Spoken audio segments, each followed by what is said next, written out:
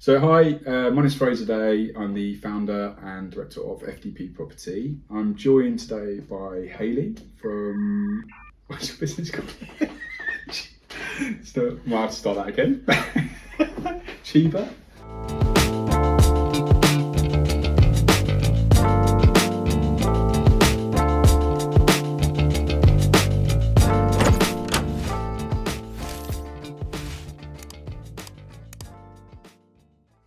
Right, hey guys, it's Fraser here from FDP Property. I'm here with Hayley Chiba from Dominant Property Solutions.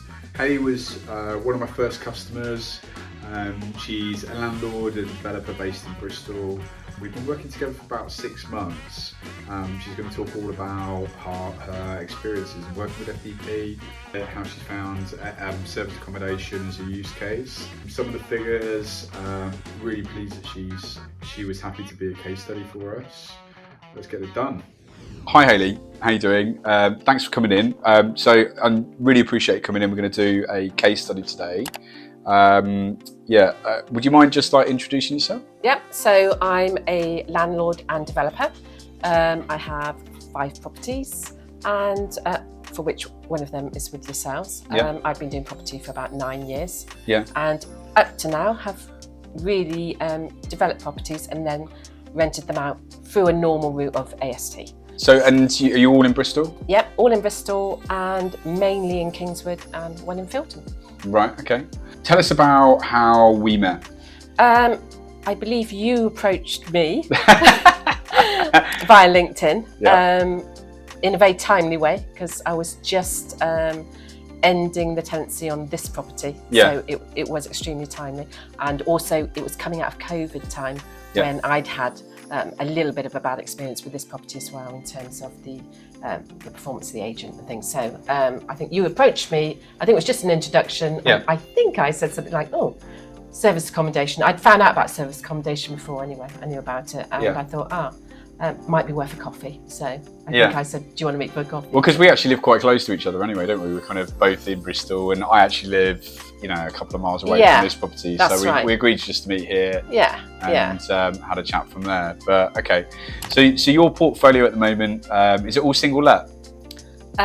Yes. Yes. And you've got 5 places. You're building 2 at the moment. Yep. One's already rented, and then the other second one should be ready in a few months' time. Okay, fantastic. And what's your background before your kind of professional landlord days? So I actually was always working as a financial controller, finance director, all the way really up to about 2 years ago. And property was really my part-time kind of add-on. But that was a property company as well, wasn't it? You were a financial controller for the student company, weren't you? Oh, for Unite Student. Unite, yeah. Yeah, I was actually, I think I found that out on LinkedIn. Yes, I was. I did my research. Yes, financial controller for Unite Student for about 4 years. FC for AstraZeneca. Oh, right, for years. Okay. Yeah. The reason I mention that is because I love our chats, because you always give us the best kind of insights from a development perspective as well, around costings. And that's kind of obviously an area that I would. It is interesting, isn't it? Being a developer as well, it does give you an insight into costs, and therefore, I don't know whether that's a good thing or a bad thing, because it does make you really sure about what the costing should be for maintenance and things like that. And that's one of the other reasons why I really wanted to get you on to do the case study as well, is because you know your costs, you know your figures inside out and stuff. And I kind of make some pretty bold claims about what I can do for landlords. And you're going to get to hear the actual figures and things like that, and it's well substantiated. With a decent background in it. And I looked into doing service accommodation for myself at one point. Okay, that's interesting. And the figures that you've told me when we talk about it, they stuck up with what I was finding. Okay. So I decided not to do service accommodation, not because the money isn't there, but because I didn't want to put all that effort into it. Yeah, it's a lot of work fundamentally, isn't it? Yeah. You see what very hands-on, carting, laundry, and things about. Right, there is a lot to do there. Historically, how have you managed the portfolio? Up to now, I've always used agents because I'll develop or refurbish a property that I've bought and then I hand it over for rental, and I don't want to get involved in the rental side at all. So it's always been on a full maintenance contract with an agent. And how have you found that today?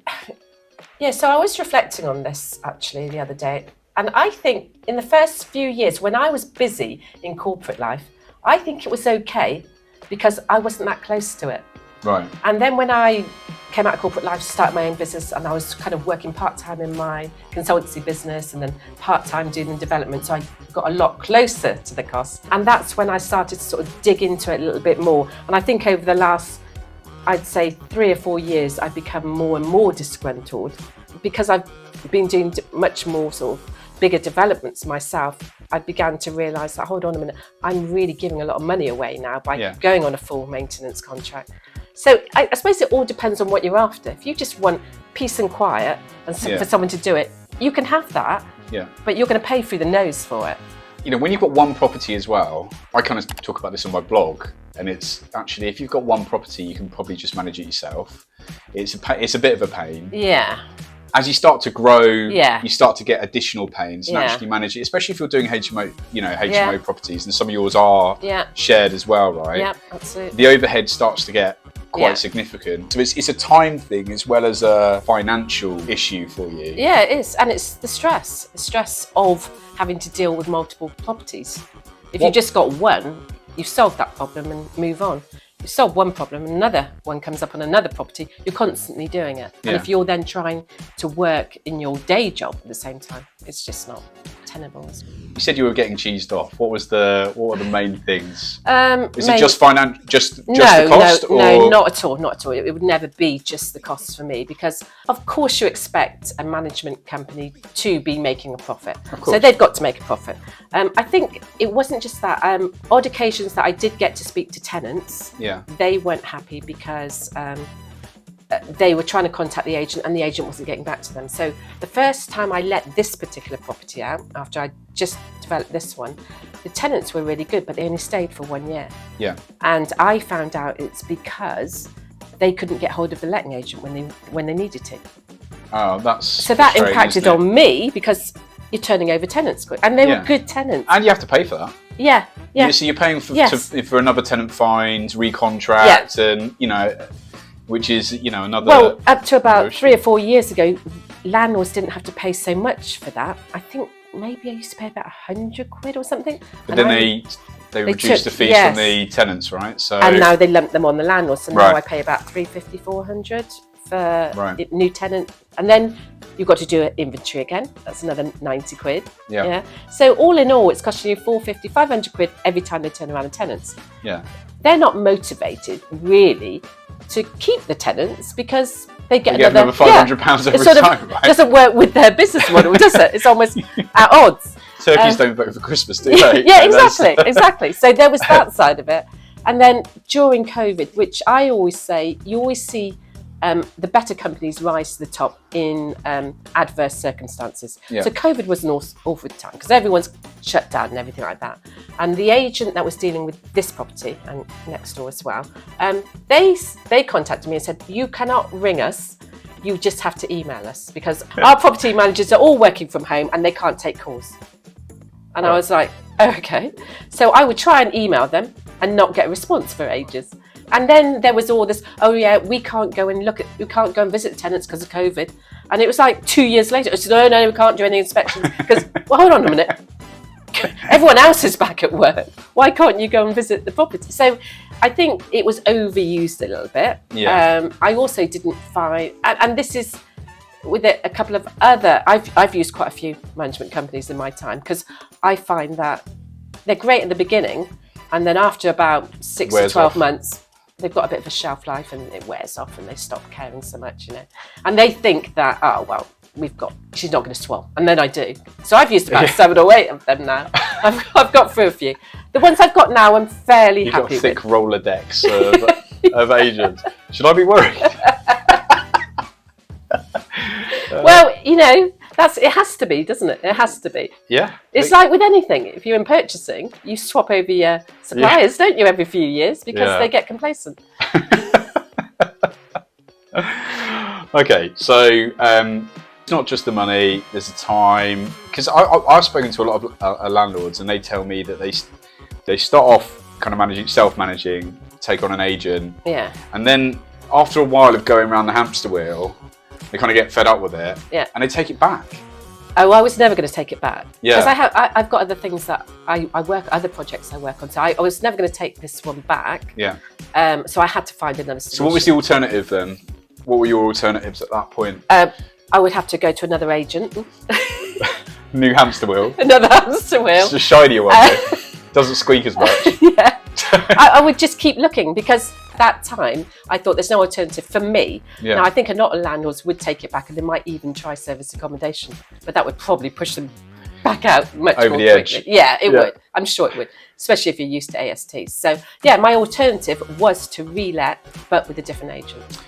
Did you look at insourcing, like hiring a team fundamentally as an option? No, because I don't want to be hands-on, and I'd have to manage that team. So no, that wasn't an option for me. Okay, right. What was happening with the end of tenancy? Because that's another cost that I don't think landlords consider really. I don't know if it's just me, or it seems to be almost every tenancy now, you have to almost do a fairly minor refurbishment, because they're just... You definitely have to repaint, because the scuff marks and this is a fairly nice property, and it's sort of considered, more higher end specs. So really, the tenants that you're getting How old was it? It was about 5 years old, wasn't it? 4 or 5 years? This one's, which one are we in? Oh yeah, this one's 5 years. And it was from scratch, so it was brand new.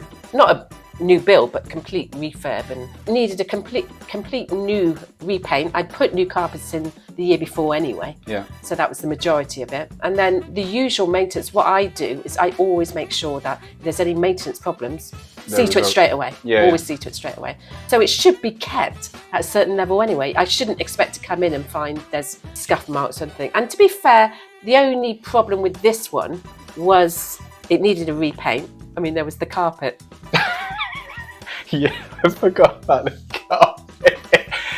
Yeah, that's a funny story. So I came in. I'm not sure I saw upstairs. I did see upstairs. No, I saw it at the same time as you. Oh no, because it had the chest of drawers there, didn't it? Right. Yeah, that was. I showed it to you, didn't I? Yeah, we did. So I came in. We did the tour, and we were chatting. We went upstairs, and you still had these chests of drawers that were in the bedrooms, right? In both of them. And is that what?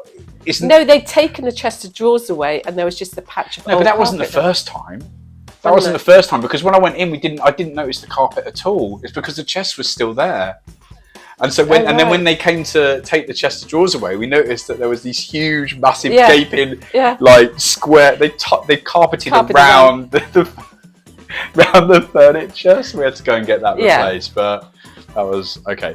And then the two other things that, from a landlord's perspective, is very worrying. The first one was when I first came round to the property, let Roxy in for doing the paint, to come and scope out the painting. Yeah. My keys didn't work. So they changed the locks? So the tenants had changed the locks at some point. The agent had the new keys, but they never told me.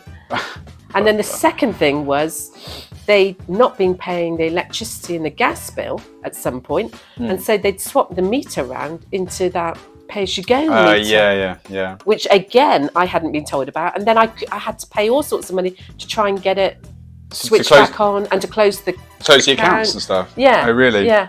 And then I think you've swapped it all back over. I've swapped it all back over now, yeah. But I wasn't even notified about these things, so it starts to ask questions about how involved whoever's managing is managing. Yeah, and that's key, isn't it? You want someone, if you're paying someone for a full maintenance contract, you expect them to be visiting the property and to really be an understanding what's going on. Yeah, what's going on. Yeah. And then when I ask the question and everyone's saying, "Oh, we'll have to find out," it's worrying.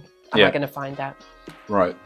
Have you had other issues with tenants in other properties? I think the main issue I get is the tenants, and I find this out later, the tenants saying that they've tried to contact the agent because there's something wrong with the property, and it seems to take a long time for that to come through to me.